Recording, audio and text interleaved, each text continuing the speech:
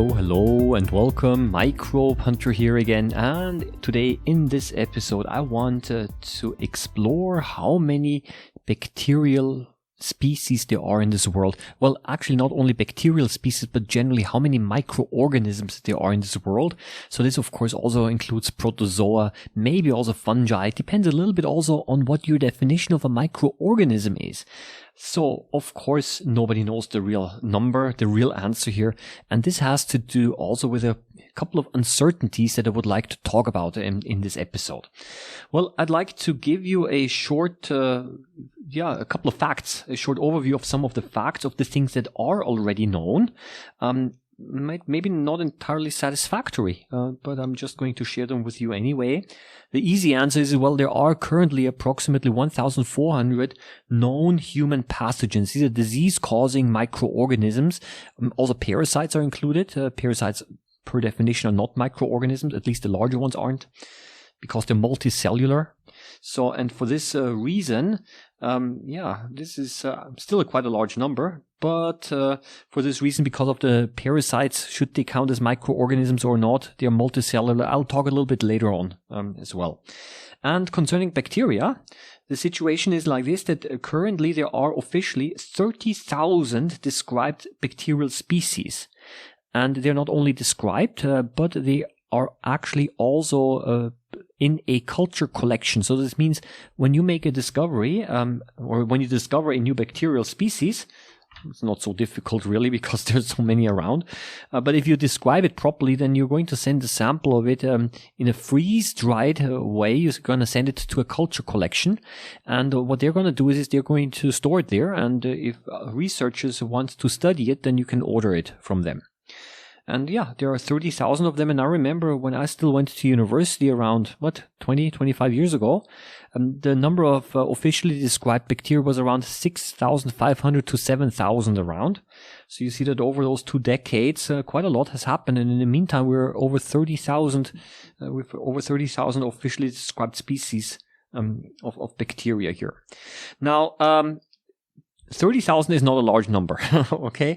Because there are estimates that range of microorganisms, microbial species from 120,000, it's also not very large, all the way to tens of millions of species of microorganisms. So you see that the range here, the uncertainty here is quite large. I personally think it's probably more in the millions, and I will tell you later on why I think so. However, there are a couple of difficulties that I would like to talk about right now. And one of the difficulties I already briefly mentioned a few minutes ago at the beginning is what even is a microorganism or a microbe? Well, it's clear bacteria, we count them to the microorganisms. Also protozoans, there's a single-celled eukaryote, so we also count them to the microorganisms. But what about viruses? Well, strictly speaking, viruses are not organisms because they're not alive. So we have to exclude them here.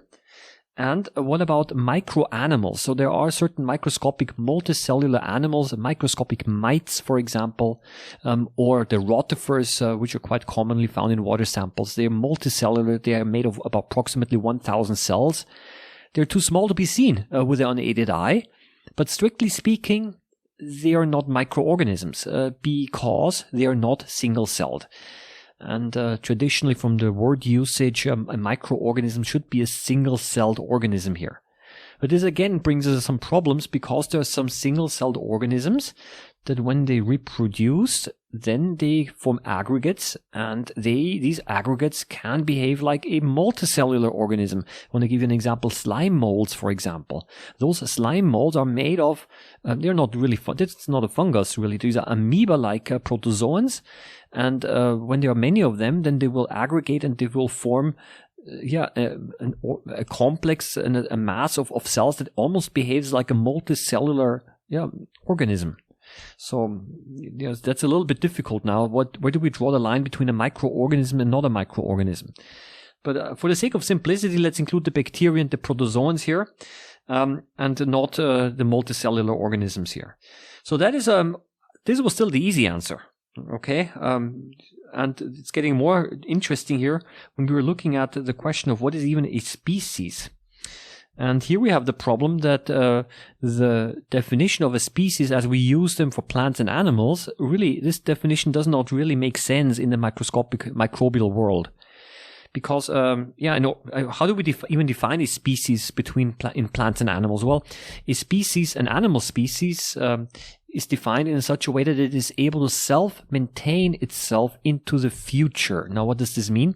Two members of a species, you know that they belong to the same species because they're able to reproduce with each other, and the offspring is fertile. I need to give you an example here. For example, horses and donkeys, they are different species. They are able to reproduce with each other. If you cross a horse and a donkey, you get a mule. But this is where it stops. You cannot cross two mules because mules are sterile. And for this reason, horses and donkeys are a separate species because as collectively they're not able to reproduce and create offsprings into the future, which self-maintains.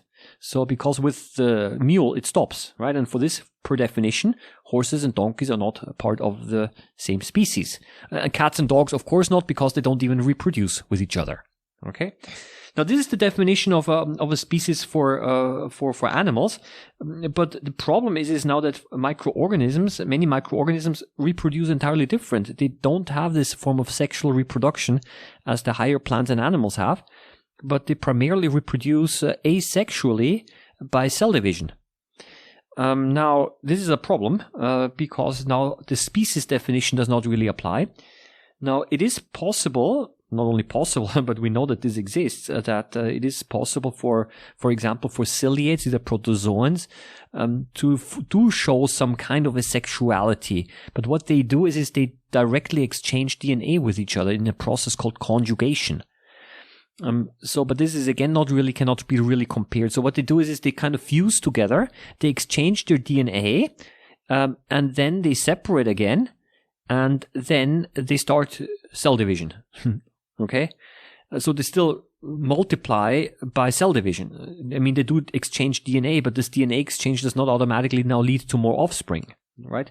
And this is a little bit the problem, that it still does not apply. And with bacteria, we also have the possibility to exchange large amounts of the DNA. It's called horizontal gene transfer, where two bacteria will join together and they will exchange their DNA.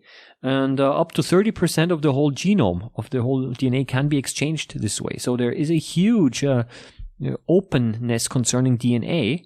And again, the definition of the higher animals and plants really does not apply, especially because this horizontal gene transfer sometimes can occur also among bacterial species that are quite unrelated.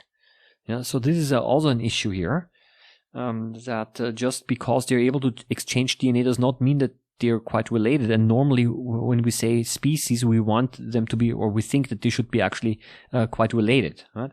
So you see, we have a problem already here.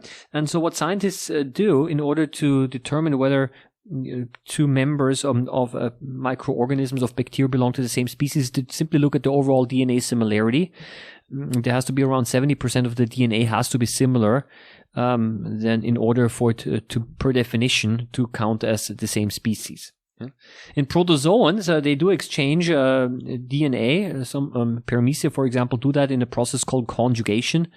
And here you again have the issue that there's so-called mating factors involved, which prevent two protozoans, two Paramecia of the same mating factor to cross with each other, because you want to make sure that there is genetic diversity here. It's all very complicated. And again, the species definition that we have for higher animals does not hold here as well.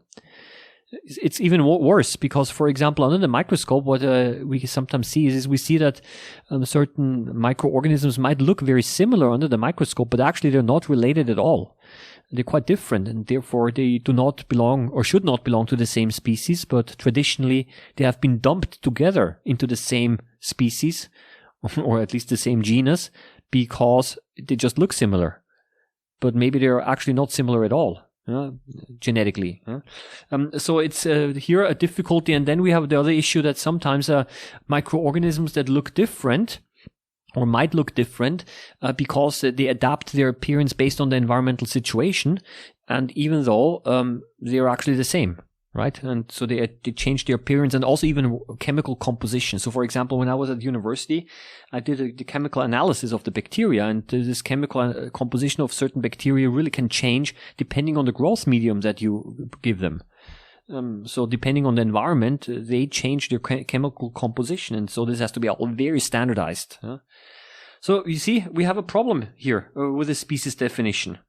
And it's getting even worse. And I think that's going to be then the last point that I'm going to talk about is even if we've sorted out all of those issues, in order for me to characterize a microorganism, I have to grow it in pure culture.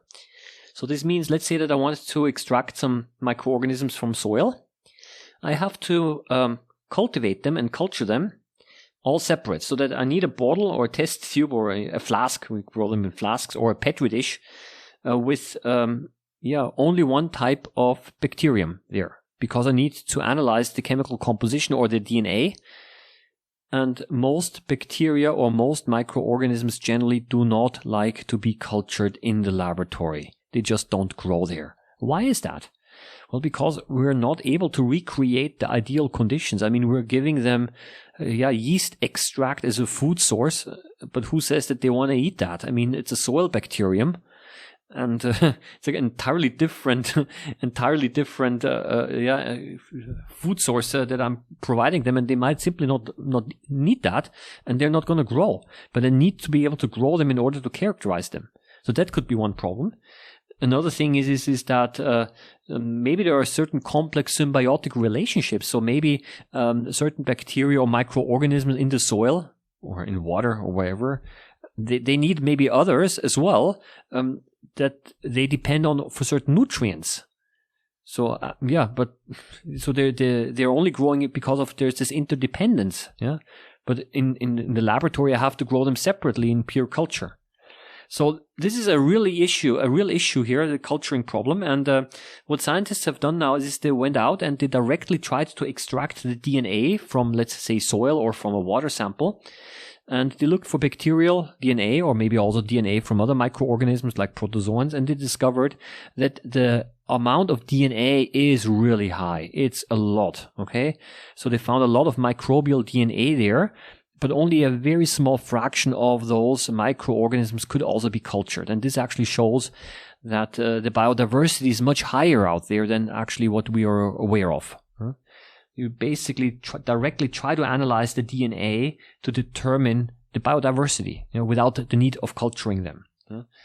But then, of course, we can also not provide a sample for the culture collection because I need to be able to grow them. So you see, these are real issues here. And for this reason, it's kind of difficult to estimate the total number. The interesting thing is the following, that there are now also assumptions, and it's a pretty plausible one, I would say, that for every living animal out there, or species of animal, rather, there must be, most likely, also one bacterial species growing only on that animal. Because even living things are so different, so it's quite likely that there are certain bacteria that only grow on humans, for example, and certain bacteria that only grow on certain dogs or cats, or I don't know.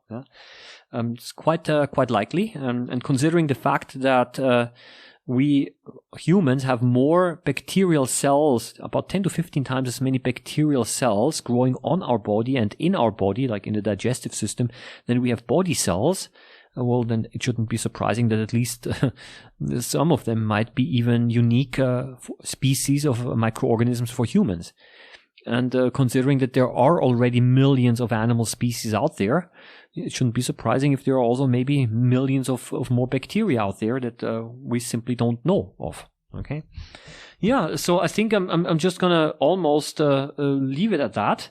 I think the biodiversity analysis is a very fascinating topic, but as I've hopefully made clear here, not entirely free of difficulties because of so much uncertainty here. Yeah, what is a microorganism even? Okay, I think this is the easy one. How do we define a bacterial species or species of a microorganism of protozoan? the whole problem of the culturing problem, the problem under the microscope that similar cells might actually be not related at all. The next problem that different cells that look different under the microscope might actually be quite related. So a lot of uncertainty here and lots of things to be still discovered. And that's why I like the sciences so much. There are still so many things that can be found out. Well, I think I'm going to leave it at that now. I hope it was moderately interesting again to you. I wish you all the best. Happy microbe hunting as always. And of course, see you around next time. Bye-bye.